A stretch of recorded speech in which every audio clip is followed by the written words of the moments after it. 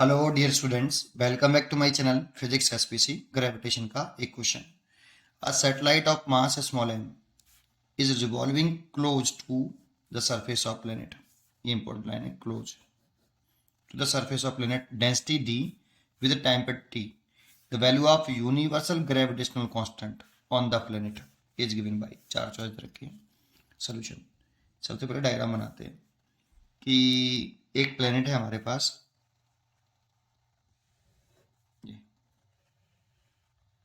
ये तो आपका एक प्लेनेट है।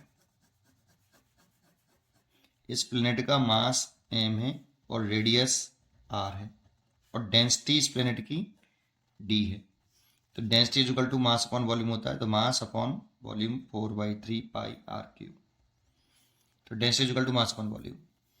ठीक है, तो यहाँ से अगर हम मास लिखें तो मास आ सकता है 4/3 प्लेनेट का पाई आर क्यूब इंटू डी। अब एक ये तो सरफेस हो गया प्लेनेट का, इससे कुछ h हाइट पर लेट कर लेते हैं। एक आपका सैटेलाइट है, ये ऐसे रिवॉल्व कर रहा है अर्थ के अराउंड। इसका मास स्मॉल m है और ये ऑर्बिटल स्पीड होगी कुछ ना कुछ इसकी। तो इसका टाइम पीरियड t है, तो t की वैल्यू हमें फॉर्मूला डायरेक्टली लर्न हो और नहीं लर्न हो तो लास्ट में बता दूंगा कैसे आएगा, लेकिन अभी डायरेक्टली लिख देता हूँ। Small r cube by G M आता है। ये सैटेलाइट के मास से टाइम पीरियड इंडिपेंडेंट होता है। यहाँ पे प्लेनेट का मास है ये, और small r radius of orbit है, radius of orbit. Small r देखो ये होती है सेंटर से, रेडियस ऑफ ऑर्बिट होती है ये स्मॉल r। ये ऑर्बिट हो गई आपकी। तो यहाँ पे small r radius of orbit है, तो स्मॉल r की जो वैल्यू होगी वो r प्लस h होगी। ठीक है, ये फॉर्मूला हमें याद होना चाहिए, radius of circular orbit of satellite. ठीक है, तो इसलिए टाइम पर t इज इक्वल टू हो जाएगा 2 pi under root r plus h का cube over g। Capital M की जगह पे हम लिख सकते हैं, क्योंकि डेंसिटी के टर्म में करना है तो ये लिख सकते हैं कैपिटल M की जगह पे प्लेनेट का मास। तो 4/3 pi capital R cube over d density है यहाँ पे। लेकिन इसमें इंपॉर्टेंट क्वेश्चन क्या जानते हो, if satellite is revolving close to surface of a planet. इसका क्या मतलब है revolving close to the surface of planet?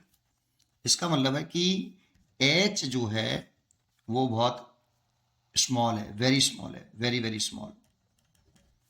इसीलिए r बराबर r प्लस h। तो r बहुत छोटा है तो r बड़ा है h से। तो इस वाली केस में हम h को नेग्लेक्ट कर सकते हैं बेटा, क्योंकि h बहुत छोटा है, क्योंकि वो सरफेस के प्लेनेट के सरफेस के वेरी क्लोज रिवॉल्व कर रहा है। इसलिए r लगभग r के बराबर ले सकते हैं हम यहाँ। बस यही इसमें कंसेप्ट है बेटा, और इसको अगर यूज कर लें तो खत्म हो जाता है 2 पाई, और ये हो गया r का क्यूब, और नीचे हो गया 4/3 पाई r का क्यूब d और g। ये देखो h को मैंने नेगलेक्ट कर दिया और h कैसे उतार लिया, है ना। तो r का क्यू से r क्यू कैंसिल हो जाएगा। अगर मैं इसमें कैपिटल G निकालना है तो बोथ साइड का अगर मैं स्क्वायर कर लूँ तो क्या लिख सकता हूँ, t का स्क्वायर इज इक्वल टू 4 पाई का स्क्वायर ओवर 4/3 पाई d और g। तो देखो इस 4 से 4 कैंसिल हो जाएगा, पाई से एक पाई कैंसिल हो जाएगा, तो T square is equal to 3 ऊपर पहुंच गया 3 पाई ओवर डी जी। अगर मेरे को यहाँ से g निकालना है, g is a gravitational constant, तो इसे निकालें तो 3 pi over D T square लिख सकते हैं ऐसे। तो 3 pi D T square, D choice is correct, 3 pi D T square.